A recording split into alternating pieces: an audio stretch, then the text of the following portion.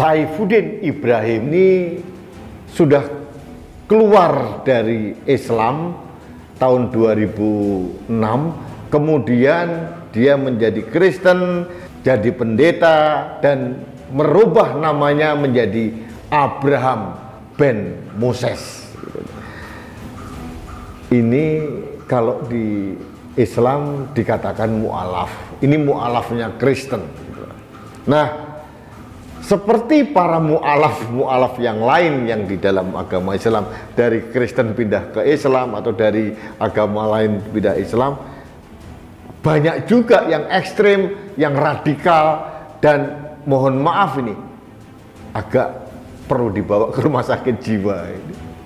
Mohon maaf, ada beberapa yang ujarannya aneh-aneh, nyeleneh, sok paling pintar dan sok menjadi ahli surga. Contoh, ada Felix Xiao, ada yang lain-lain. Nah, sama persis dengan Saifuddin Ibrahim. Pada saat dia sudah pindah menjadi pendeta, dia mulai meracau dengan aneh-aneh. Terakhir dia minta kepada Menteri Agama agar 300 ayat di dalam kitab suci Al-Quran di take down. Ini saya sependapat dengan salah satu tokoh agama. Mungkin memang Abraham ben Moses ini layak diperiksa ke rumah sakit jiwa gitu. Yang pertama, dia mencoba mengutak-atik kitab suci Al-Quran. Yang kedua, apa urusannya dengan Menteri Agama? Aneh bin ajaib. Bagi saya sama dengan orang-orang yang suka menyerang agama lain, ini juga sudah menistakan agama sih. Harus ditindak tegas. Tahun 2018 dia sudah divonis 4 tahun penjara karena sama menghina Nabi Muhammad. Sekarang dia membuat ulah lagi, padahal anaknya dari perkawinan yang pertama, namanya Saddam Hussein, sudah membuat tulisan kepada ayahnya, "Wahai ayahku, bertaubatlah." Nah, saya mengamplifikasi ujaran atau harapan dari anak Abraham bin Moses ini, bertobatlah. Kalau mau menjadi pendeta, jadilah pendeta yang baik. Nggak usah mengutak-utik agama lain. Nggak usah mengutak-utik agama lain gitu. Padahal yang pertama kali mengutak-utik agama lain itu adalah Islam. Nabi Muhammad yang mengajarkan itu, ngafir-ngafirin orang. Pasti opini Rudi ini nggak tahu 300 ayat yang saya minta itu. Bodoh lah.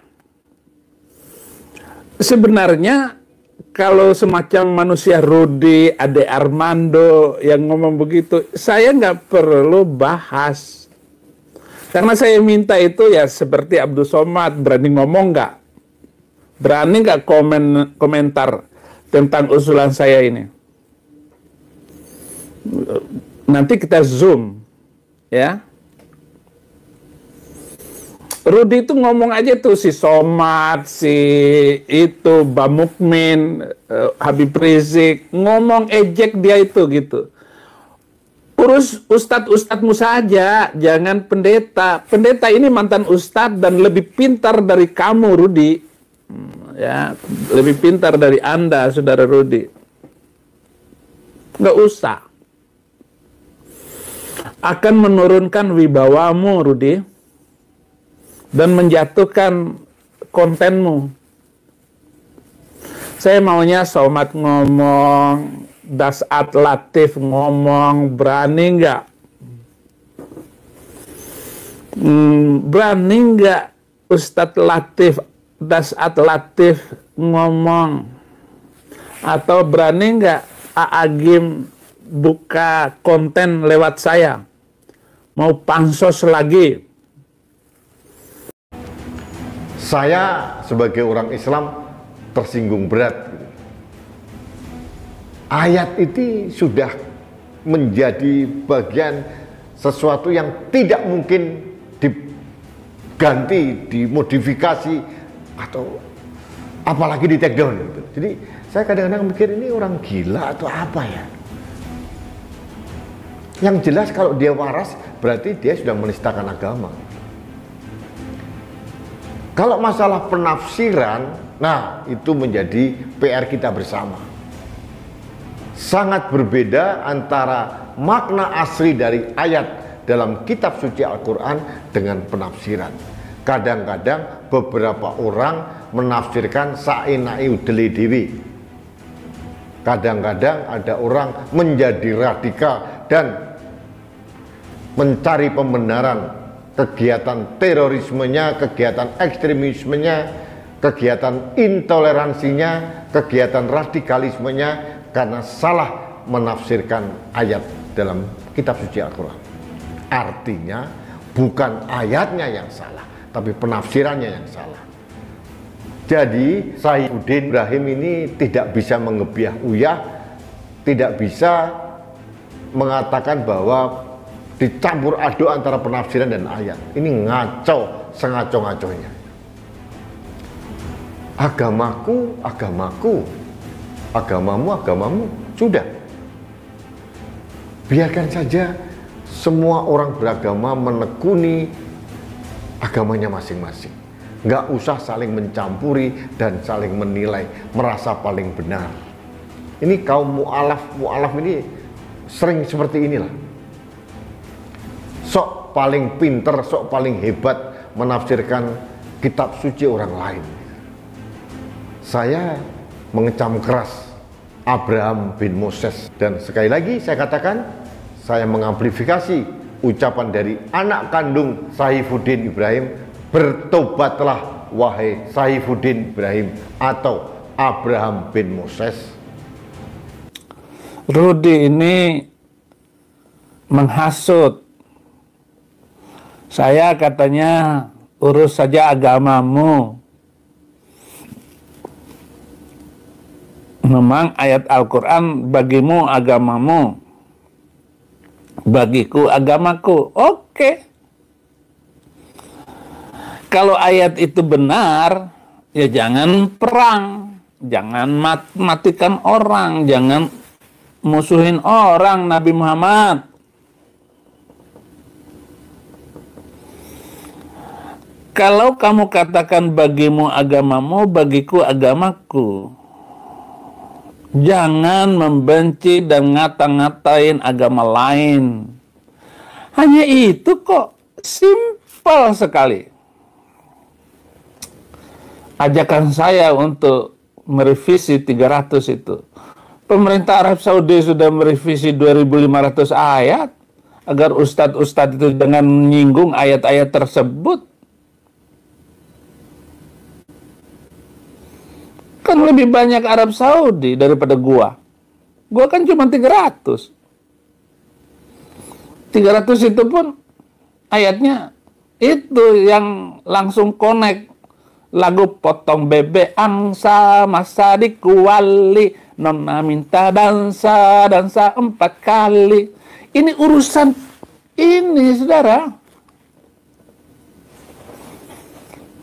Udah berapa ayat itu? Dalam surat 74, surat 47, ayat 4, itu mengerikan itu. Tetapi terjemahan Departemen Agama itu diplesetkan, pakai dalam kurung. Masa kitab suci pakai dalam kurung terjemahannya? Nggak ada kitab suci terjemahan pakai dalam kurung.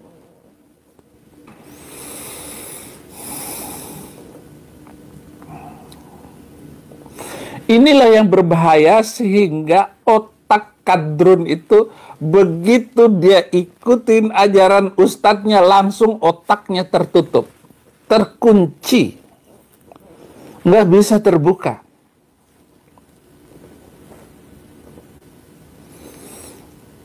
Ya, ya terima kasihlah Ade Armando sudah mempermalukan dirinya lewat usulan saya kepada Menak. Marah pula itu si menteri siapa namanya itu, Mahfud. Ketangkap atau tidak, saya tetap tunjukkan bahwa saya adalah pembicara untuk membongkar kejahatan sebuah agama yang sudah menghancurkan seluruh dunia Arab. Agama itu masuk ke Afghanistan. Sekarang Taliban sudah menguasai negeri itu. 100 tahun yang akan datang, selama Taliban masih memegang kunci kekuasaan, tetap aja tidak akan berdampak baik bagi negeri itu. Pakistan memberlakukan undang-undang hukum penistaan agama. Dan betapa banyaknya orang Kristen di sana yang kena undang-undang itu, sementara orang Islam bebas menghina.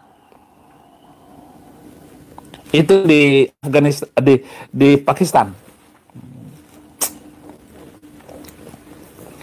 Padahal Pakistan itu banyak sekali Muslim bertobat, terima Yesus. Iran,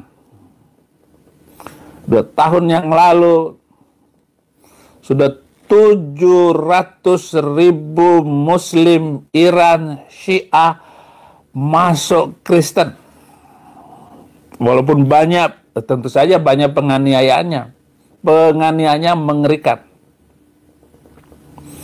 Kalau negeri Jokowi pindah Islam nggak masalah, pindah Kristen nggak masalah. Bolak-balik pun setiap hari silakan. Nah, ini saya bagus dengan Jokowi. Negeri kita, maksudnya NKRI. Karena negara kita ini bukan negara Islam, tapi negara paling padat, paling banyak penduduk mayoritasnya adalah Islam. Nah, dari sekian mayoritas ini ada yang radikalun. Mereka-mereka yang radikalun itu FPI, apalah, ya segitulah. PKI, Partai Komunis Islam. Jadi di dalam Islam Muslim mayoritas itu ada yang komunis. Karena nggak mampu ngikutin sholat. Seperti Rudi juga itu pasti tidak kuat sholat. Hei Rudi, dari cara ngomong lidahmu saja, kamu nggak bisa baca Fatihah. Ya, coba bacaan sholat ngerti nggak kamu Rudi? Nggak bakal. Karena lidahnya itu masih lidah Jawa. Nggak bakal kamu Rudi. Nyenggol saya, kena jeratan. Hanya mau bikin konten Rudi. Ada yang tanya tadi, Pak Rudi itu siapa? Cari di opini Rudi. Akan lihat mukanya itu. Dia hanya membesarkan kumis. Aduh, Rudi ini luar biasa, Rudi.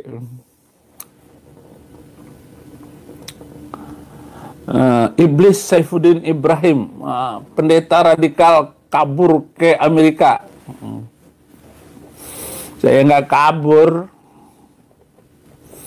Saya sudah bikin konten 300 ayat itu sudah 3 bulan. Begitu saya terbang ke Amerika, baru viral. Bukan kabur. Ya, silakan Rudy. Sudah 2 ini. Orang-orang channel besar itu, Rudy sudah masuk terakhir. Pertama sih Ade Armando. Ade Armando juga sama, nggak pernah sholat. Ngaku orang Padang. Nggak bisa ngaji kamu. Ade Armando. Jangan asal ngomong ya. Logika kamu kita adu dengan logika Saifuddin Ibrahim. Kita kupas 300 ayat itu satu persatu. Kita adu logika kita. Mana yang menang? Ngeri loh. 300 ayat ini.